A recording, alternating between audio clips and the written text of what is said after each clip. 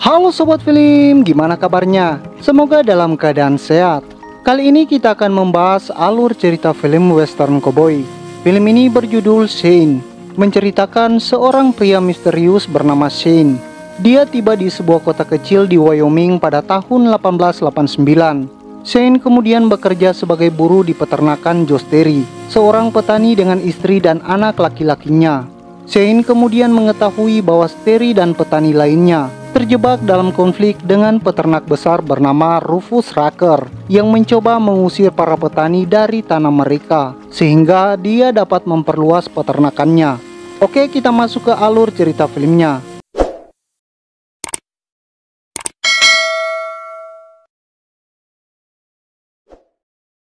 Adegan diawali dengan latar belakang Grand Tetons yang megah.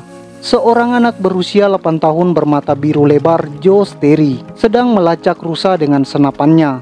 Di antara tanduk rusa yang indah itu, dia melihat seorang penunggang kuda mendekat. Saat rusa menjauh, Joy berlari kembali ke pondok. Dia menemui ayahnya yang bernama Josh Terry, seorang pekerja keras yang bertekad membangun kehidupan bersama keluarganya. Ada juga istrinya bernama Mary Terry melihat sejenak dari jendela. Joy memberitahu ayahnya ada orang asing yang datang. Penunggang kuda itu dengan sopan meminta izin untuk melintas. Dia adalah Shane, seorang pensiunan kesatria dan penembak jitu. Dengan pistol bergagang mutiara di pinggangnya, dia memuji bocah yang memperhatikannya itu. Terry pun menawarinya air minum. Joy yang akan menunjukkan senapan pada Shane tanpa sadar mengokang senapannya. Mendengar bunyi klik, naluri Shane terprovokasi. Dengan waspada, dia menjatuhkan gayung dan berputar dengan cepat sambil menarik senjatanya. Tersirat bahwa Shane ini adalah penembak jitu dengan masa lalu yang kelam. Tetapi dia ingin mereformasi dirinya, melupakan masa lalunya dan menghindari kekerasan. Melihat reaksi Shane terhadap senjata, Terry menyebut betapa sensitifnya dia. Joy diperingati ibunya agar tidak mengarahkan senjata ke orang lain. Beberapa saat kemudian terdengar teriakan di kejauhan. Mereka adalah pekerja sewaan yang mencoba memindahkan pemukiman dan menjauhkan mereka atas klaim tanah pertanian. Terry yang mencurigai Shane pada awalnya percaya bahwa Shane terkait dengan pekerja-pekerja itu. Dia mengambil senapan Joy mengarahkan ke Shane. Dia meminta orang asing itu untuk pergi. Shane dengan hormat meminta agar Terry meletakkan senjatanya dulu dan dia lebih memilih pergi atas kemauannya sendiri. Pada saat yang sama, seorang tuan tanah tua bernama Rufus Rucker datang dengan peternak sapinya termasuk saudaranya, Mandor Morgan Rucker dan Cowboy Chris Calloway. Mereka memprovokasi dengan menginjak-injak tanaman dan menertawakan Terry.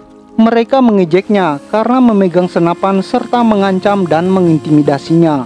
Rufus memberitahu Terry bahwa dia baru saja menandatangani kontrak daging sapi pemerintah yang baru.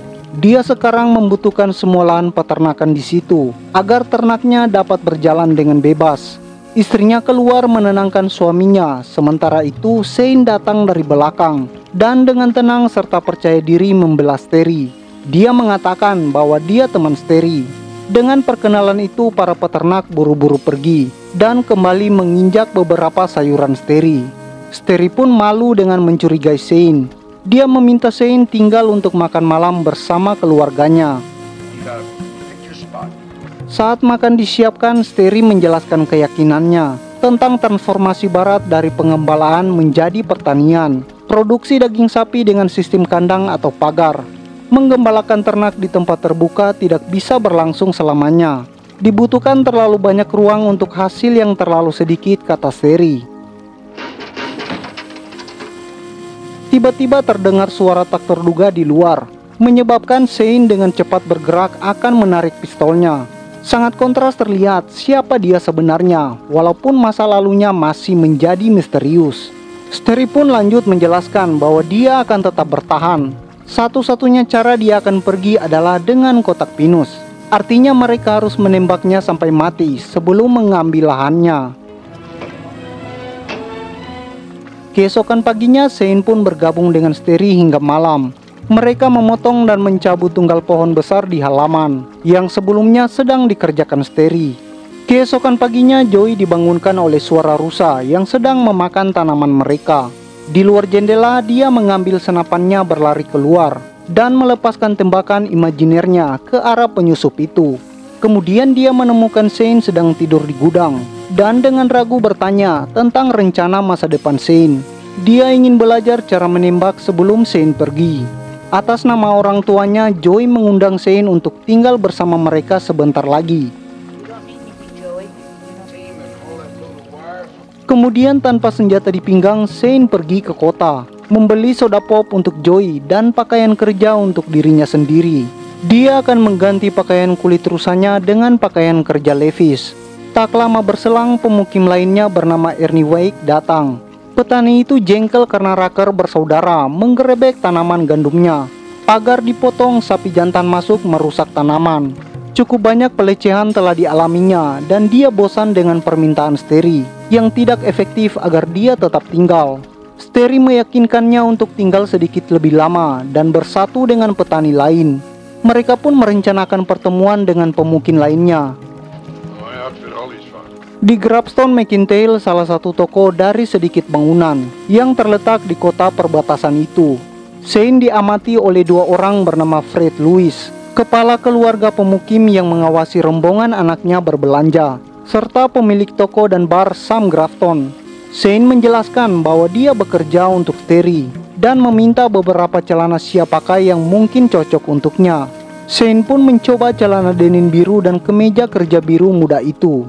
Dari bar sebelah, Cowboy Chris Calloway memasuki toko, setengah tersenyum pada putri remaja Louis bernama Susan yang sedang mencoba model topi baru.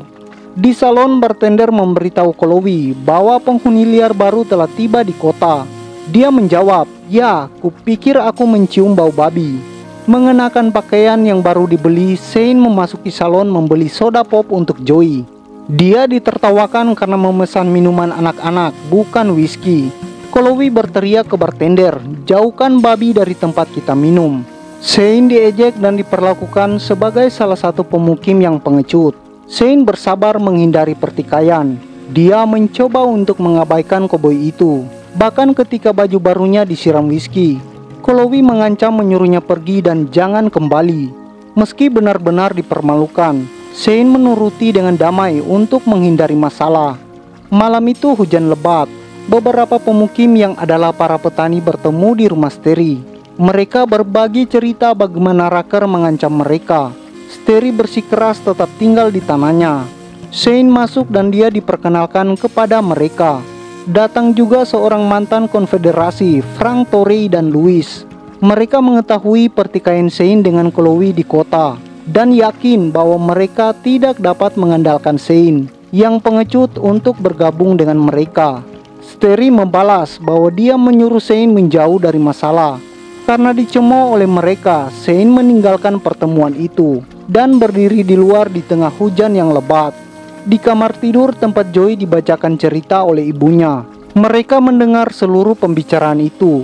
Joey tidak dapat memahami bahwa pahlawannya akan mundur. Kelompok itu bersumpah untuk berdiri teguh tetap bersatu dan pergi ke kota bersama seminggu sekali untuk mendapatkan perbekalan. Tori yang pemarah menolak bantuan apapun dengan berani menyatakan bahwa dia tidak membutuhkan pengawal. Dia akan membawa senjatanya dan pergi ke kota kapan saja dia mau. Sabtu berikutnya semua pemukim bertemu di tempat Steri bersama dalam perjalanan berbelanja ke Grafton Merc Store. Mereka menunggui Joey yang rupanya diam-diam memegang sarung senjata Shane di gudang. Ketika mereka memasuki toko, salah satu anak buah Rucker mencemooh kelompok itu. Mereka membawa semua wanita untuk melindungi mereka, itu katanya.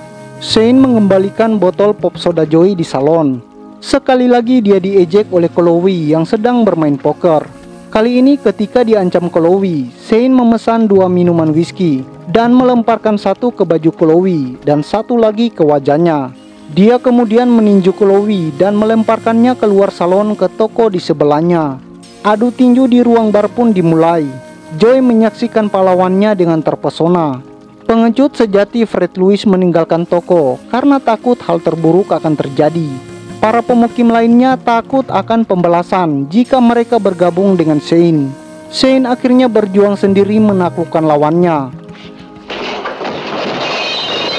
Menyaksikan keahliannya berkelahi, mereka menawarkan Shane pekerjaan dengan harga 2 kali lipat dari yang dibayar Sterry kepadanya. Tetapi Shane tidak tertarik dan menolaknya. Setelah tawaran pertamanya gagal, Rucker kemudian menghina dia, menyindir bahwa Shane tertarik pada istri Joe. Kemudian Rucker mengancam akan mengusirnya keluar kota. Dan sepertinya pertarungan babak kedua segera dimulai. Joey berlari ke Shane dan memperingatkannya. Menurutnya mereka terlalu banyak, tapi Shane mengatakan dia tidak akan mundur dan akan tetap tinggal menghadapi mereka, meskipun semua anak buah Rucker mengeroyoknya. Pertarungan pun dimulai. Kala jumlah Shane mulai terdesak. Melihat Shane dalam masalah, Joey berlari dan memberitahu ayahnya yang dengan cepat bertindak. Keduanya bertarung menghadapi seluruh kelompok sampai Grafton memohon perdamaian dan menyatakan para petani itu sebagai pemenang. Mengetahui dia telah dikalahkan, Rucker yang marah memanggil seorang penembak jitu. Dia dalam perjalanan dan menjanjikan hasil yang lebih mematikan di waktu yang akan datang. Kembali ke kediaman Sterry. Malam itu luka kedua prajurit itu dirawat oleh Mary. Joey mengagumi dua pejuang yang menang walaupun terluka. Joey kemudian memberitahu ibunya tentang kekaguman dan cintanya pada Shane. Shane sama pentingnya bagi Joey seperti ayahnya sendiri dan sangat menarik bagi Mary.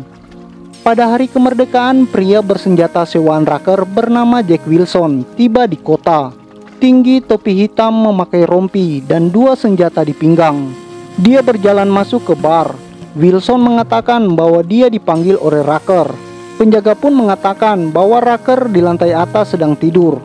Dia pun menyiapkan kopi hitam untuk Wilson.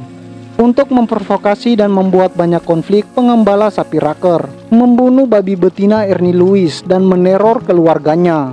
Di hari kemerdekaan itu, kawanan ternak Rucker sengaja diarahkan ke tanah garapan Ernie dan menginjak-injak tanah yang telah dibajak itu. Tori tetangganya menjadi marah. Pagar Mr. Wright dan Mr. CP juga dipotong sebagai lanjutan provokasi. Di rumah Sterry, Shane sedang mengencangkan pagar kawat berduri. Sementara di seberang sungai, anak buah Rucker mengolok-ngolok dia. Tidak puas dengan jawaban Shane sebelumnya di gudang, Joey kembali bertanya kepada Shane mengapa dia tidak memakai six-coppernya. Yang dijawab Shane bahwa dia tidak melihat banyak pria jahat seperti Joey. Joey pun mengaku bagaimana dia terpesona oleh senjata itu. Akhirnya Shane setuju untuk mengajari Joey cara menembak. Shane menunjukkan bocah itu posisi yang benar dari senjata dan preferensi dari menembak yang berbeda. Kebanyakan dari koboi memiliki trik mereka tersendiri, kata Shane. Dia kemudian mendemonstrasikan kemampuan menembak cepatnya, menembak batu putih dengan tepat dari kejauhan. Mata Joey melebar dan dia pun bersiul girang. Mary yang berdiri dengan tenang, mengenakan gaun pengantin putih menyaksikan kehebatan Shane. Dia mengkritik Shane karena menginisiasi anak laki-lakinya menjadi pemuda yang akan mewarisi nilai-nilai koboi. Shane mengatakan bahwa senjata adalah alat dan tidak lebih baik atau tidak lebih buruk dari alat lainnya, seperti kapak, sekop, dan lain-lain. Pistol sama baik atau buruk tergantung orang yang menggunakannya. Saat itu Sterry tiba di rumah. Dia terpesona melihat istrinya mengenakan gaun pengantinnya. Di kota, penduduk merayakan liburan dengan rodeo. Rucker dan Wilson berada di salon. Rucker mengakui bahwa dia telah mengikuti undang-undang baru, hal-hal tentang bebas senjata. Orang-orangnya menyimpan 6 senjata mereka di kota. Tori memasuki salon. Dia menunjukkan keberaniannya dengan bersulang dan menuduh Rucker berhasil mengambil tanah milik Ernie Lewis. Dengan semangat, Tori membual bahwa dia bukan pengecut seperti Ernie Lewis. Tori mengusulkan bersulang lagi untuk kemerdekaan negara bagian Alabama yang berdaulat. Tori keluar dengan memecahkan beberapa panel kisi-kisi di pintu ayun bar. Para pemukim merayakan hari kemerdekaan itu dengan kembang api dan tarian. Tori datang terlambat dalam keadaan mabuk. 4 Juli itu juga bertepatan dengan ulang tahun pernikahan ke-10 keluarga Steri. Di bawah dahan melengkung, Steri berikrar tidak akan bertukar tempat dengan pria manapun di dunia ini. Setelah mereka berciuman, para pemukim menyanyikan About With Me. Dalam pelukan Steri, Mary melihat 2 pria lain dalam hidupnya. Selanjutnya, Shane menari dengan Mary diiringi lagu Square Dance asli part Your Little Cook. Saat istirahat, Tori membual tentang pertemuannya di kota dengan Rucker dan seorang penembak dengan 2 senjata agak ramping dan memakai topi hitam. Shane langsung mengidentifikasi penembak itu dari daerah sains. Ada seorang pria bernama Wilson yang terlihat seperti itu. Jika itu Wilson, dia sangat cepat. Anda harus berhati-hati, kata Shane. Ketika mereka pulang dengan lelah karena perayaan di bawah sinar bulan, Morgan Rucker telah berada di dalam gerbang depan pekarangan Steri. Morgan bersama Wilson mencoba satu gerakan damai yang masuk akal. Dia dengan ramah menyapa mereka dan menawarkan untuk mempekerjakan Steri dengan gaji tertinggi dan juga menawar untuk membeli tempat tinggal Steri. Steri yang terprovokasi marah mengatakan bahwa Rucker telah mempersulitnya. Rucker kemudian dengan fase argumen bagaimana mereka telah berkorban, selamat dari masa-masa sulit melawan orang Indian dan pencuri, memenangkan tanah dan menjinakkan lembah dengan keringat dan pertumpahan darah.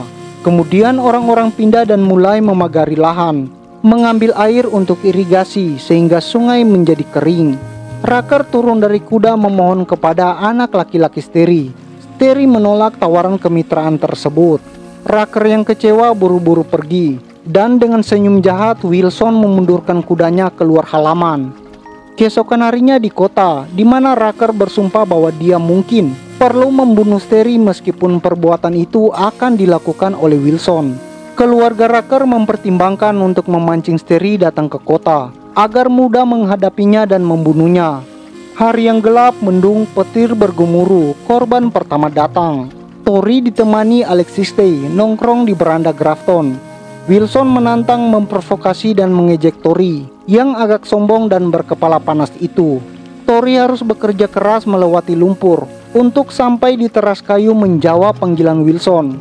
Tori menarik senjatanya tetapi kalah cepat. Terdiam sejenak merasakan kematiannya. Wilson berhenti setelah pistolnya terarah ke dada Tori dan kemudian menarik pelatuknya. Tori tersentak ke belakang, terbanting ke lumpur tebal. Partner Tori yang ketakutan diperingatkan oleh Morgan Rucker. Keluarkan dia dari sini, kemudian kembali dan beritahu teman Anda bahwa kami menunggu di sini. Alex menyeret tubuh Tori keluar dari lumpur dan membawa kembali ke rumah. Dia memberitahu Steri bahwa itu dilakukan oleh orang baru yang bekerja untuk Rucker. Keluarga Louis bersiap untuk meninggalkan daerah itu, takut akan lebih banyak pertumpahan darah. Pemakaman sederhana yang mengharukan untuk Tori. Para pemukim datang ke lokasi kuburan untuk berkabung. Geng Rucker menyaksikan itu dari teras salon Grafton. Yang berkabung menyanyikan lagu About With Me. Mereka juga memanjatkan doa di sekitar peti mati. Janda Tori terlihat menangis. Anjing kampungnya merintih dan berduka di sisi peti mati pemiliknya. Salah satu pemukim memainkan diksi secara perlahan, dengan harmonika diikuti dengan ketukan sepi. Setelah pemakaman, sejumlah pemukim termasuk keluarga Fred Louis memutuskan untuk meninggalkan daerah itu secara permanen. Steri memberitahu mereka mengapa sangat penting untuk tetap dan bersatu. Kita tidak bisa menyerahkan lembah ini dan kita tidak akan melakukannya. Ini adalah negara pertanian, tempat di mana orang bisa datang dan membesarkan keluarga mereka. Tuhan tidak membuat seluruh negeri ini hanya untuk satu orang seperti Rucker. Shane memperkuat argumen Steri tentang pentingnya keluarga. Sementara mereka sibuk mengobrol, orang-orang Rucker membakar rumah pertanian yang ditinggalkan Louis. Tetapi mereka memutuskan untuk tetap bersama dan bergabung memadamkan api di tempat Louis dengan tekad baru di bawah kepemimpinan Steri. Menghadapi rintangan yang tidak dapat diatasi, Steri percaya bahwa tidak ada alternatif lain selain mengambil peran baku tembak. Steri yang keras kepala memakai senjatanya dan akan pergi ke kota untuk membunuh Raker. Dia tidak terpengaruh oleh permintaan Mary untuk berubah pikiran. Raker mengirim Morgan dan 2 anggota geng ke tempat Steri. Mereka mengundangnya datang ke Grabstone untuk berbicara secara wajar. Morgan berjanji bahwa dia dan gengnya akan pulang, tetapi itu hanya tipuan. Sementara itu, Shane telah bersiap dengan pistolnya. Chloe datang menemui Shane di gudang dan mengatakan bahwa dia telah berubah pikiran dan telah keluar dari kelompok Raker. Shane mengucapkan terima kasih. Steri tetap memutuskan untuk pergi ke kota, meskipun akhirnya mengetahui keputusannya adalah bunuh diri. Steri kemudian mengisi revolvernya dan memberitahu Mary bahwa ini adalah kesempatan terbaiknya untuk melawan Raker. Mengetahui bahwa Steri tidak memiliki kemampuan melawan pembunuh berpengalaman seperti Wilson, Shane mengganti kembali pakaiannya dengan pakaian kulitnya dan senjata kembali di pinggangnya.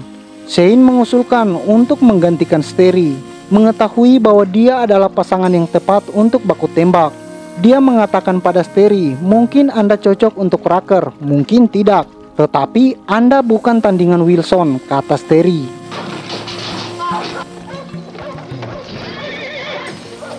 Shane harus melawan Steri dalam pertarungan tinju untuk mencegahnya mati dan untuk menentukan siapa yang akan pergi ke kota menghadapi pembunuh bayaran, sewaan Raker, serta membela hak-hak para pemilik rumah. Pertarungan berlangsung di antara gonggongan anjing dan lompatan ternak. Pergelutan itu berakhir ketika Steri pingsan oleh popor senjata Shane. Terkejut dengan kecurangan Shane, Joey tidak mengerti mengapa Shane menggunakan senjatanya secara tidak adil, menyakiti ayahnya untuk menang meskipun konfrontasi itu akan menyelamatkan nyawa ayahnya. Shane membongkar pelana kuda Steri dan meminta Mary menyembunyikan senjata Steri. Menyadari bahwa dia harus meninggalkan mereka untuk selamanya.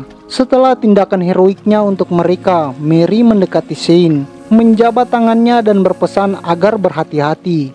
Shane berkuda sendirian mengenakan baju kulit rusa dengan senjata di pinggangnya. Mary membantu putranya memahami perilaku Shane. Joy mengakui tidak membenci Shane dan memaafkannya. Joy mengejar Shane untuk meminta maaf.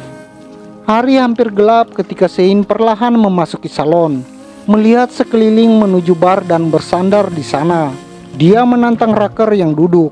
Wilson memindahkan teko kopi hitam ke sampingnya agar tidak menghalangi jalannya. Shane tahu bahwa dia harus mengambil tindakan seperti masa lalunya untuk membantu memulihkan ketertiban di kota yang tanpa hukum ini, mengalahkan kejahatan murni seperti Wilson dan melindungi orang-orang yang dia cintai. Shane tidak dapat mundur dari pertarungan itu ketika kata-kata terbukti tidak cukup. Tetapi dia juga sadar dia tidak benar-benar pantas berada di sana di lembah itu. Ia mengulangi dialog yang diucapkan Wilson dan Tori dan memprovokasi Wilson dengan penghinaan. Saya pernah mendengar bahwa Anda pembohong yang rendahan. Wilson dalam posisi tembak menggunakan kalimat familiarnya sebagai jawaban, disertai dengan senyuman dingin dan jahat. Buktikan itu. Wilson bergerak, tapi dengan cepat Shane mencabut pistolnya, mengungguli kecepatan Wilson dan menembaknya dengan 2 tembakan, membuatnya jatuh ke meja. Raker juga mencoba menembaknya, tapi Shane dengan cepat berputar dan melepaskan 1 tembakan. Raker tersungkur. Shane memutar pistolnya kembali ke sarungnya dan mulai berjalan keluar. Joy muda yang waspada menyaksikan konflik dari bawah pintu ayun salon, memperingatkan Shane tentang penyergapan lain di lantai 2. Saudara laki-laki Raker yaitu Morgan, lawan terakhirnya. Shane berbalik dan melepaskan 1 tembakan lagi. Morgan jatuh dan tewas. Tetapi di situ Shane juga terluka. Shane berkata pada Joy, "Sekarang kamu pulang ke rumah, temui ibumu dan katakan padanya semuanya baik-baik saja dan tidak ada lagi senjata di lembah. Pulanglah ke ibu dan ayahmu, tumbuhlah menjadi kuat dan lurus. Jagalah mereka berdua. Selamat tinggal Joy kecil." Shane pun pergi. Perpisahan klasik dan menyentuh. Air mata mengenang di mata Joy. Joy berlari di trotoar bar saat Shane berkuda meninggalkan lembah itu. Terluka, Shane mulai menghilang di padang rumput senja. menuju bukit-bukit jauh di kaki langit. Joy muda sedih dan patah hati memanggil pahlawannya. Dengan air mata mengalir di wajahnya, gunung-gunung menggemakan panggilan sedih Joy. Shane sedikit merosot di pelana karena terluka. Naik ke puncak pemakaman di antara batu nisan dan film pun berakhir. Persahabatan dan keberanian adalah hal yang sangat penting dalam hidup, yang dapat memberikan dukungan dan kekuatan saat kita menghadapi rintangan dan melawan ketidakadilan serta memperjuangkan hak kita. Jangan pernah takut menghadapi ketidakadilan. Sampai jumpa di alur cerita film berikutnya.